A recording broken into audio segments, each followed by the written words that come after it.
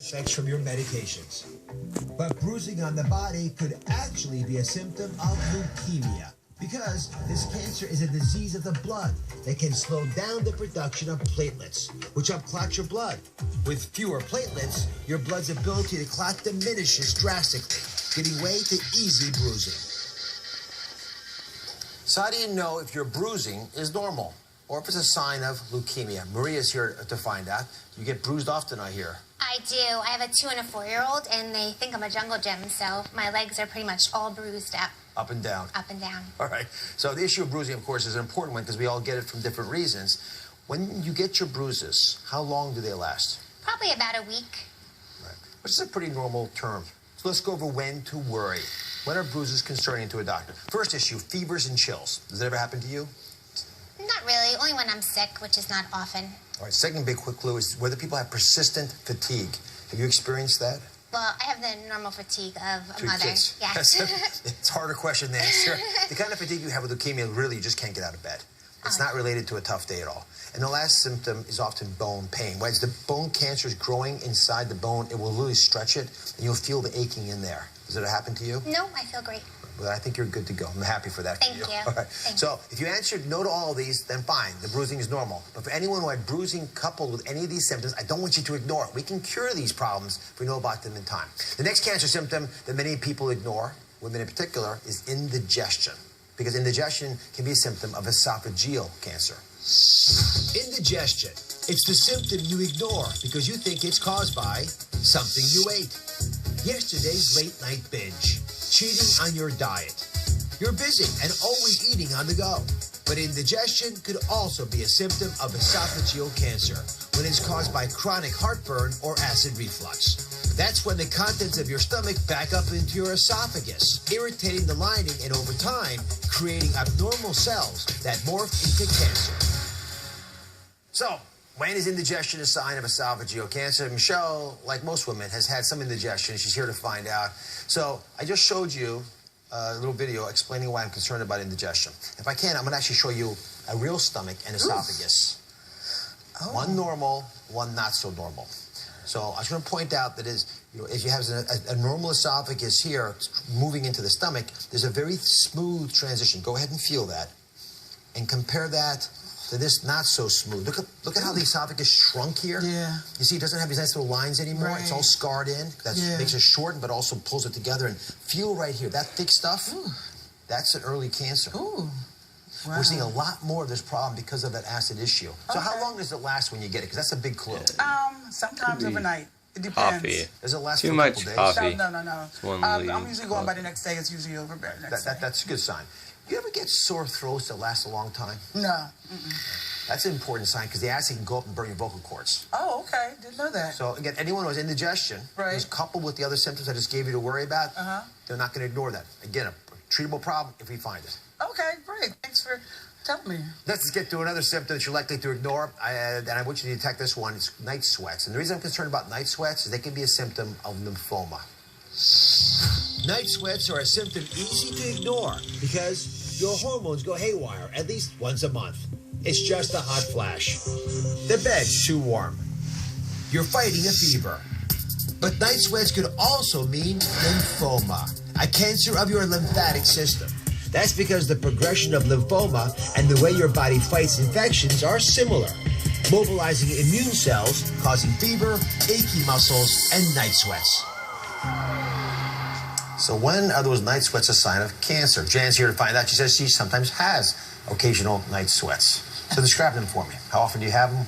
I'm over 40, so maybe once a week. Often during the month. Right. 4 times, 5 times a month. So lymphomas can cause problems in many different ways. But let me, if I can, explain what's going on inside your body when you have that diagnosis. Yes. This is a normal spleen.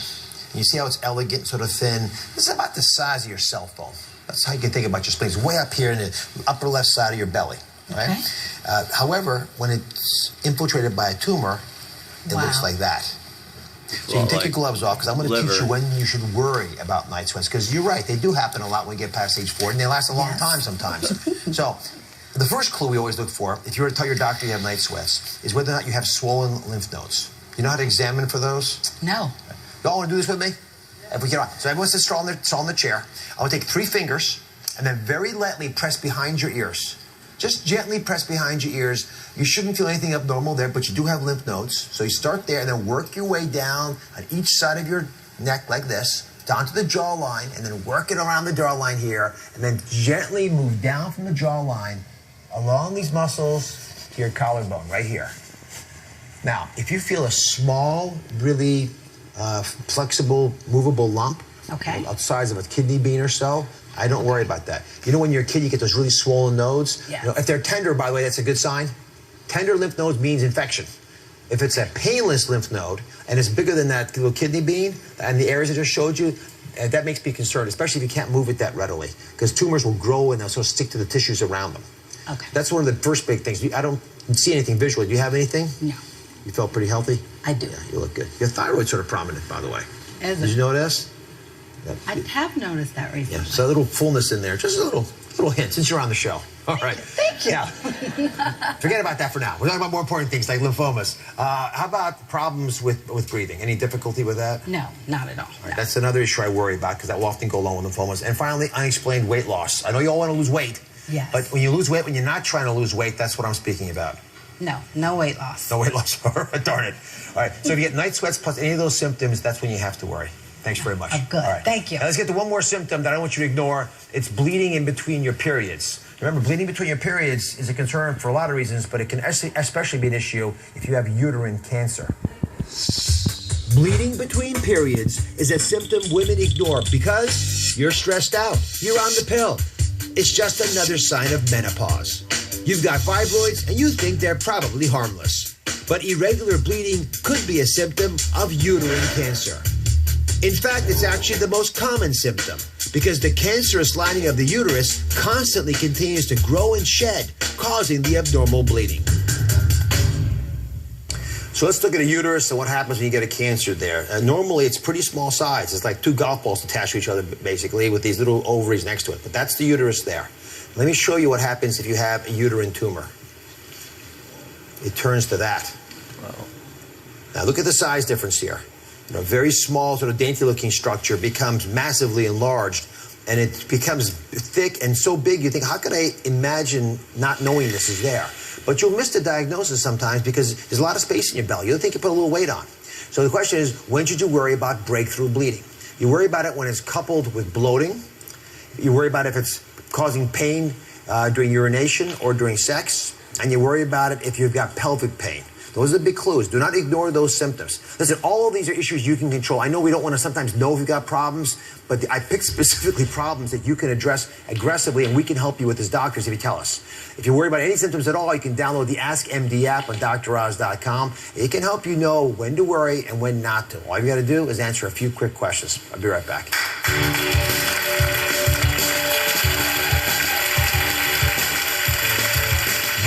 Are you looking for natural solutions for anxiety, the flu, or even the common cold? The answer may lay in these powerful little berries, loaded with natural healing benefits. It's the amazing super fruit you never knew existed. Coming up. All New Oz. Your days of exhaustion are over. Only $249.99. I like this place. It also has these doctors. If you have a problem or complaint with your insurance, you should know there's a resource for help. The state of Oregon has a team of consumer insurance advocates who can answer your Good questions, natural therapy. and help you Right. navigate the next steps. Vitamins, and they do Just call and subscribe get connected to the help you need. somnograms and other things as well. Answers and action. This is earning a degree from a leader in online education. This is learning from experts in their